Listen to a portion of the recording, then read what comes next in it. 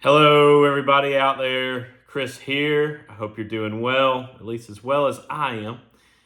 If you follow this channel or if you know me, you know that I grew up in Fort Worth, Texas, spent the first 13 years of my life there. Die-hard Rangers fan, Texas Rangers. And man, they just won the World Series. I still can't believe it. It's been a week. I've been thinking about making this video for a week. I've been afraid that I was going to break down and cry. I'm going to hold it together for you and for my dignity. But I just wanted to make a video real quick just to point out a few things as a baseball fan, as a sports fan, and just to tell you kind of what it's like to be a sports fan of a team that really hasn't been very relevant in its existence. The first thing I want to do is we are upon Veterans Day. Tomorrow's Veterans Day. So I want to thank all of our veterans. I think the fact that we celebrate on what was Armistice Day, now Veterans Day, where World War I ended, the 11th hour, the 11th day, the 11th month.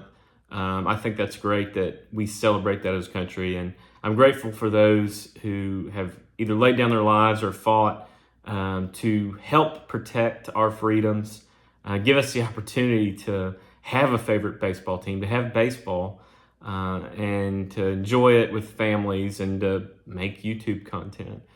So thank you for those who are veterans. I also want to say that I'm alive and well. I know I haven't made much content lately. Most of that is professional life. All good things. Those of you who know me personally know that there's been some big things going on with the career that have been good, but have taken away from my ability to post some videos. So I anticipate being able to make a few changes to my channel, some content that I want to show off, because I've certainly still been collecting. But I'll get to that later. Right now, I just want to talk a little bit about what it was like growing up as a Texas Rangers fan and what it's like to see them really at the penultimate, their championship now. And as a kid in the 80s with the Texas Rangers, it was a franchise that started in Texas in 72, and it didn't have a lot of history. But it had, really its own little niche there in Texas that made it kind of nice. The Eric Nadel, Mark Holtz on the radio, Mr. Ranger Tom Grieve being a big part of the Rangers. And they were pretty awful when they got to Texas. The stadium was a minor league stadium that was kind of retrofit to be a major league stadium. And the summers were hot. The metal benches and the bleachers were awful. They were atrocious. And there was even a book written called Seasons in Hell, and it played on the heat and how awful the Rangers were. Baseball wasn't new to Texas. The Colt 45s, which became the Astros, had been there for a decade or so, but just the introduction to the Metroplex, the Dallas-Fort Worth area there, the Rangers were pretty atrocious. And because of the heat, there just wasn't a massive turnout at games. And I remember going to games, you could go to a game for $5. You could get yourself an outfield ticket and you get your hot dog and a drink and enjoy the game. But I think as kids, we loved the Rangers, but we were a little more intrigued about who was going to be there playing the Rangers. At least I was. And the schools I grew up in, everybody was a Cowboys fan. Everybody was a Mavericks fan. There were a few Bulls fans, a few Lakers fans, but everybody was a Rangers fan for the most part. And I don't know that you would get beat up if you were a fan of another team. I wasn't going to take the chances, but that's just how it was. And we talked about who was coming to town. I remember, when the Bulls and Jordan would come to town once a year, it was a huge deal. But baseball-wise, I remember Rickey Henderson and even early on Ken Griffey Jr. and Cal Ripken and Kirby Puckett and those guys coming to town, it meant something to go see them. And, for those of you who don't live close to a baseball team, which is me and my kids now, we're a couple hours away from the Cincinnati Reds now. we would go down and we would just talk to players before the game. And I thought every normal kid got to do that. So I had a blessed life as a child. And as endearing as I was to the Texas Rangers, or to them, to me, they just didn't have any success. They were the king of mediocre. And we had some flashes. We had some great things. We had Julio Franco's batting stance. Everybody knew who Julio Franco was when we were kids. And we had that sweet swinging lefty Rafael Palmeiro, who still, I think, has the most beautiful swing I've ever seen in a Major League Baseball game. And when Tom Grieve went out and got Nolan Ryan, I mean, that was a huge deal. And watching the milestones that Nolan was able to accomplish, the 5,000th strikeout, the 300th win, the 6th and 7th no-hitters, his final strikeout, those things were all awesome to watch as a kid. But for the longest, as a kid and as a Rangers fan, the only real highlight we had was the Juan Gonzalez winning the home run derby in 1993. And I remember as I got older, into my teenage years and in high school, and the Rangers finally making the playoffs in 1996, and they got unceremoniously swept. They got beat by the Yankees in 96 and 98 and 99. I mean, perpetually. I remember their first playoff win, winning a game, not a series. But it was hard because they were really good, and then they kind of went back into rebuild territory. The A-Rod contract that really sunk the team. And so when they came back in 2010 and 2011, and it was great. That was when I first had a child and named him after Nolan Ryan. And I thought, man, we're relevant again. And it was so awesome just to win a playoff series in 2010, and then to advance all the way to the World Series. You were on house money, and man, I really wanted to win the World Series, but they got punched out pretty much just like the Diamondbacks did this year. Was it 4-1? But you were just happy that they had made the playoffs. And in 2011, when they went back and they were on the verge, man, they were one strike away 2 times, catching a fly ball in right field. Just when they lost Game 6 in 2011 to the Cardinals, and then came back the next night and lost Game 7. It was rip your heart out stuff. I think I've never really wavered in my Ranger fandom.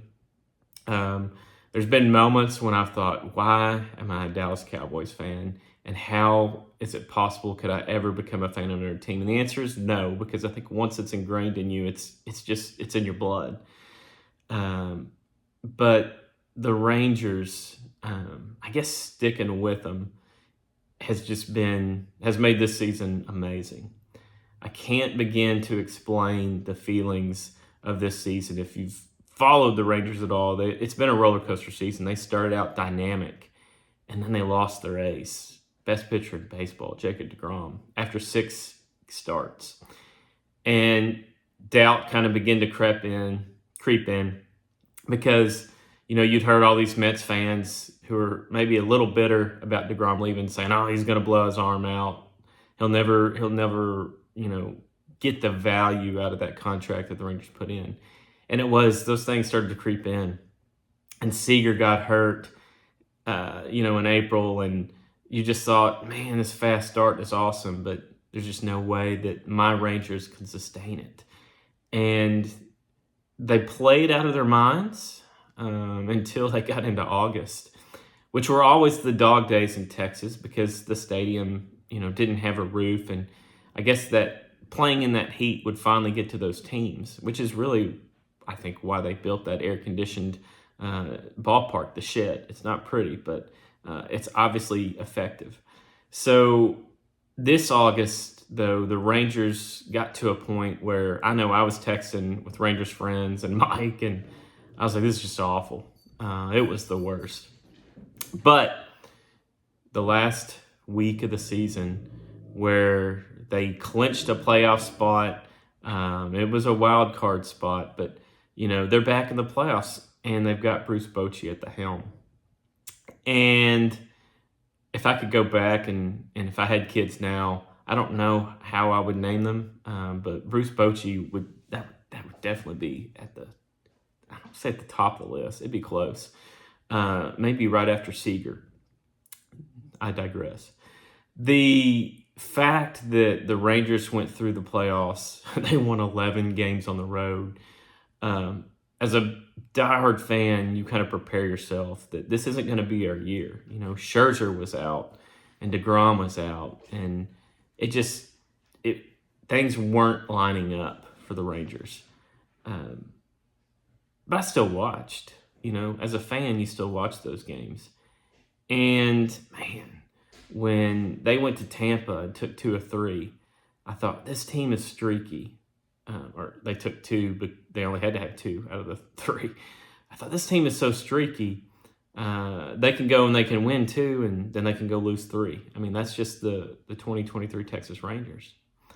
They went to Baltimore and they took out the Orioles, who had a tremendous year and are going to be a tremendous force over the next 3 or 4 years in the American League. And I thought, okay,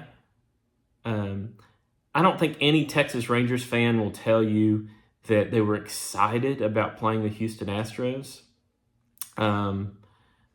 If there was any excitement, it was the thought of, man, what if we beat the Houston Astros?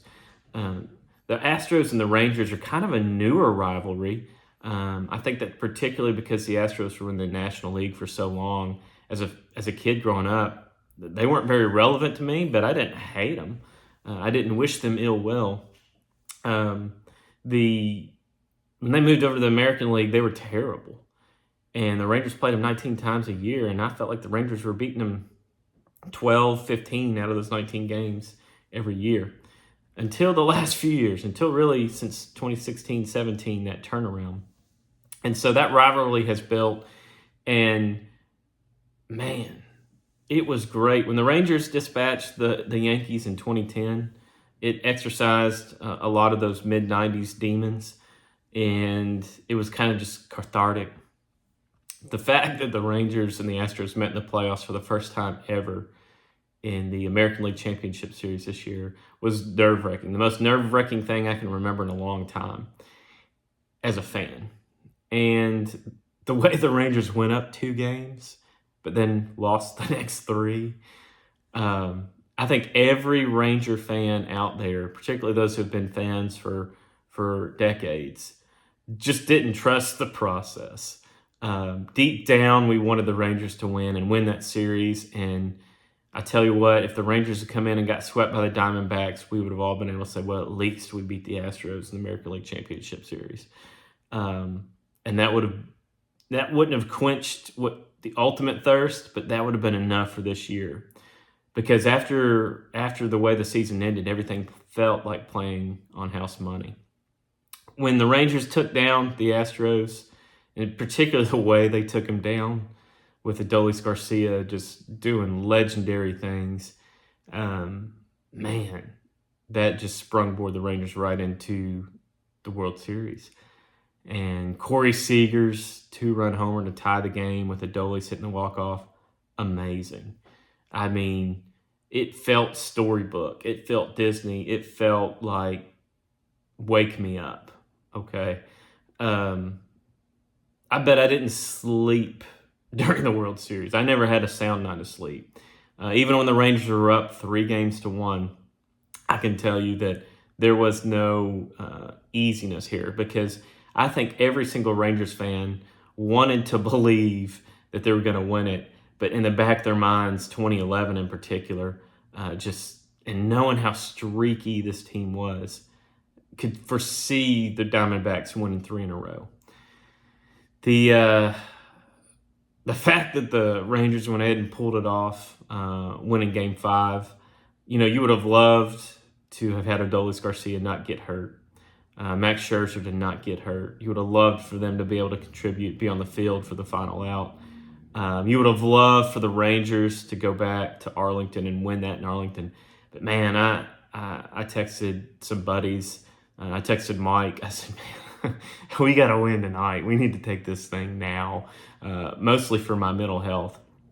And I would have been okay regardless. I would have survived regardless. But man, did I need the Rangers to win this World Series for my sports life. It's been a minute for the Metroplex. Growing up, I told you with the Rangers was rough, okay, because they were mediocre. But don't feel too sorry for me. I had the Cowboys in the 90s. And man, that was epic. And Irvin and Emmitt Smith and Troy Aikman and that offensive line and that defense was unbelievable. And so, the Cowboys have checked that box off for me. The Stars, barely knew them, but fell in love with them being in Dallas, winning in 99, was great. But man, it was a long decade until the Mavericks won in 2011. And the way the Mavericks had lost the 2005 NBA Finals, I think was a contributing factor in how the Rangers were poised at 3-1 over the Diamondbacks. If you remember, the Mavericks in 2005 had a 2-0 game over the Heat, 2-0 lead over the Heat, and managed to lose the next 4 games. So the Metroplex needed that, I think. And that kind of takes me to my last point is that as a sports fan, I think where I go from here, of course, I want to be greedy and I want the Rangers to win. But they've checked that box for me. I think where I'm at now is if the Rangers don't win, I can't believe I'm saying this, but I want the Mariners to win. I want the Brewers to win. I want the Rays to win. It's not that I want to see a team that's never there win. It's that I want those fans of those teams to get to experience what I've got. There's many a fans that I'm excited for this happen. I'm excited for the voice of the Rangers, Eric Nadel, who's been around since 1979. And I'm so grateful that Tom Grieve, Mr. Ranger, got to experience this. And it's so exciting to me that, guys like Nolan Ryan and even Alex Rodriguez, guys that wanted to bring a championship to Arlington and failed. Ivan Rodriguez and Michael Young and those guys, kind of that chip on your shoulder, that whatever's on your back there, that's kind of come off. And, these Rangers fans now get to just exalt to this awesome experience. But I think that fans everywhere should get to experience that. So no offense to Yankees fans. You've got, 27, 28 now. I've almost lost count. And I know it's been a little haul for the Yankees. I think 2009 was the last one. But I hope that the Mariners get one. I hope that the Rays get one. I hope that the Brewers get one. For those fans, I don't know that I'm leaving anybody out. Maybe the Rockies, yeah, and the Rockies. I hope the Rockies get one, and I hopefully haven't left anybody out. I probably should have researched that before I started. But the Rangers have gone from that team that had never even made it to the World Series, because the Rays and the Rockies made it to the World Series before the Rangers ever did, to now I guess it's the Mariners who have just never made it to the World Series. And so that was tough as a fan. The irrelevance of your team. When you would go somewhere and someone would ask you, what's your favorite team? And you'd say the Rangers. They would just say, Nolan Ryan. They wouldn't really know what to say or talk about the Texas Rangers because, it's a team without a whole lot of history, and it certainly didn't have much playoff history. But I hope that, those fans who were lifelong Rangers fans, it pains me to hear some of the stories about people who have passed away and never saw their team win a championship. So now that my team has won a championship, I think it has opened my eyes, and I guess maybe it's sports maturity. I don't know. But I'm rooting for you, Mariners and Brewers and Rockies and Rays. And all I can say is don't give up on your team. I think that everyone at some point is due to strike lightning in a bottle. And stick with your team, and it just makes it that much sweeter when you win a championship. So with that, I've made this way too long, and thanks, Mom, for sticking it out and watching. But I hope everyone has a great rest of the weekend, and I hope everyone gets their 2023 Texas Rangers championship gear. I hope nobody gets too sick of seeing the Rangers plastered on commercials and MLB and all that stuff until next season starts, when it all starts again. So I'm going to continue to work on the new stuff I'm going to do on this channel, and I will get that out sooner than later, as I've got some time now. So thank you to everyone who stuck through this, and I will leave you with this. Go Rangers!